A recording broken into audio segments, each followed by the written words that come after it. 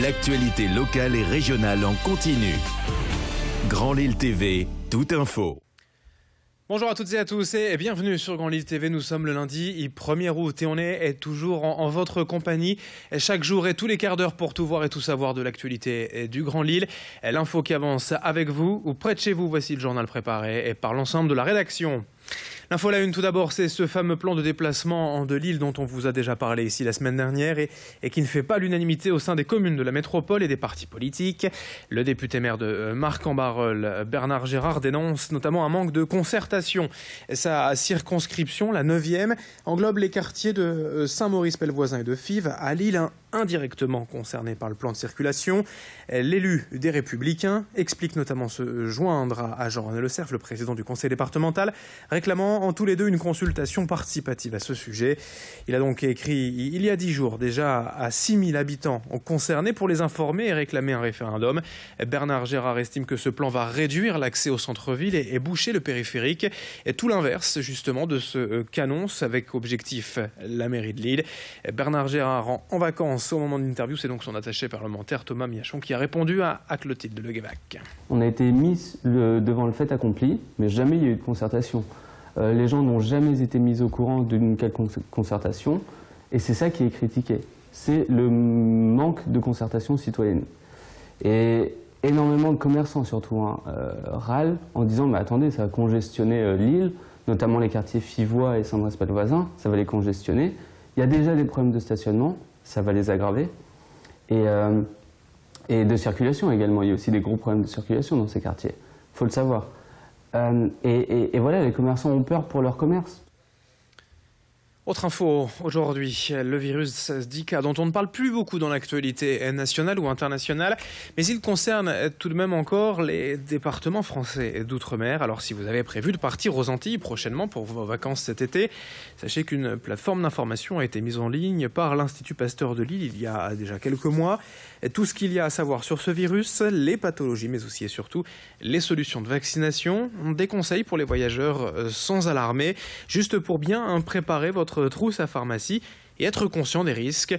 Rendez-vous sur la page internet pasteur-lille.fr/Zika. Explication complémentaire avec ce spécialiste de l'Institut au micro d'Alison Pelletier. Pour les femmes enceintes qui désirent partir vers un pays où il y a du Zika, ce serait plutôt de leur dire réfléchissez à 2 fois avant de partir. Je pense que c'est une mesure de bon sens. Si toutefois elle veut partir ou elle ne peut pas faire autrement que partir, eh bien on lui donne des conseils pour éviter de se faire piquer par les moustiques. Pour les femmes qui reviennent par contre, ce qui est important pour elles, c'est de savoir si au moment de leur voyage, elles ont éventuellement pu être contaminées par le virus du Zika. S'il y a un risque, à ce moment-là, il y a toute une série d'examens et d'examens de surveillance qui sont à recommander. Et en fait, le plus simple, c'est de s'adresser à son médecin traitant ou à son gynécologue obstétricien, et ils savent parfaitement la marche à suivre. Grand Lille TV, l'info qui avance avec vous en images en 7 minutes. On enchaîne avec quelques bons conseils de prudence à l'heure de prendre la route pour partir en vacances. Plus de la moitié des automobilistes aujourd'hui ne respecteraient pas le code de la route selon une étude de la SANEF, la société en charge des autoroutes du nord et de l'est de la France. Et ce constat est tout simplement alarmant pour les associations d'automobilistes. En effet, les Français n'ont jamais roulé aussi vite depuis 15 ans d'après cette étude et 43% d'entre eux rouleraient au-dessus de la vitesse autorisée sur les autoroutes et le risque est aujourd'hui d'autant plus élevé à cause du téléphone. Les accros au portable sont de plus en plus fréquents sur les routes et la récente folie Pokémon Go pourrait être aussi une cause de nombreux accidents sur les routes des vacances, certains étant prêts parfois à s'arrêter brusquement pour attraper ces petites créatures sur leur téléphone.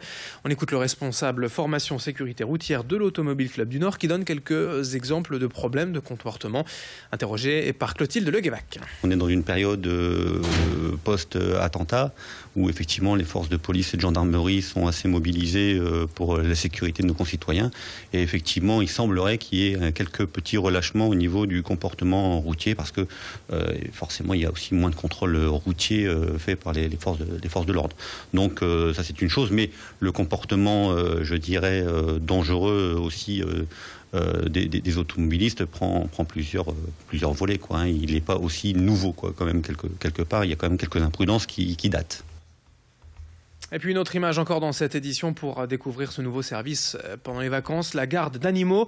Alexandra et Stéphane habitent à Villeneuve-d'Ascq et viennent de se lancer dans l'aventure. Tous deux passionnés d'animaux forcément. Ils souhaitent avant tout s'investir pour que moins d'animaux soient abandonnés chaque année pendant les vacances d'été. Concrètement, le couple se déplace au domicile des familles tout au long de l'année et bien sûr pendant les vacances. Ils s'occupent de la conciergerie, de l'alimentation des petites bêtes et de leur sortie. Vous l'aurez noté, il ne s'agit donc pas de pension mais bien de visites régulières à domicile. Pour eux, il est important de laisser les animaux dans leur environnement de vie quotidien. Alison Pelotti a rencontré Alexandra et Stéphane à l'origine des Coussinous, le nom de la société. On écoute. Les atouts de cette formation, c'est déjà j'ai été diplômée et agréée par l'État. Donc c'est le seul diplôme qui existe qui est agréé par l'État. Et également, du coup, ça m'a permis de voir les façons de travailler avec les animaux, notamment la méthode positive, où on travaille essentiellement par la récompense et plus du tout sanctionner l'animal. Surtout voir son bien-être, c'est notre credo, voilà, c'est le bien-être de l'animal chez lui, c'est voir comment il se comporte, si tout va bien. Si je peux donner un conseil en plus, donc je suis là pour ça. Et c'est la fin de ce journal. Dans un instant, à suivre vos prévisions météo sur Grand Lille TV. Merci de votre fidélité.